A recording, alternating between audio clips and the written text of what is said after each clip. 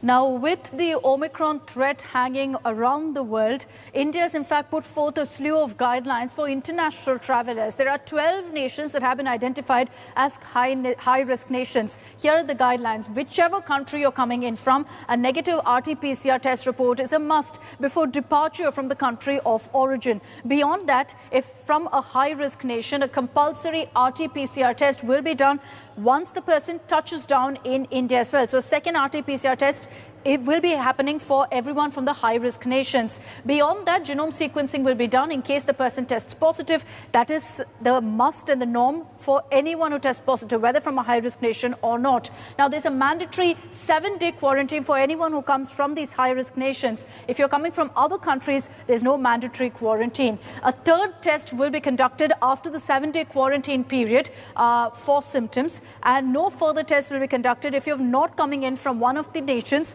that has been identified as high risk. So these are the new guidelines that have been issued for international travelers coming into India.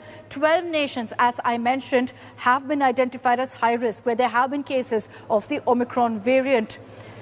And with that, it's a wrap of this edition of First Up. Thank you very much for tuning in. Have a great day ahead and stay tuned to us here on India Today for the latest updates on the Omicron threat and much, much more.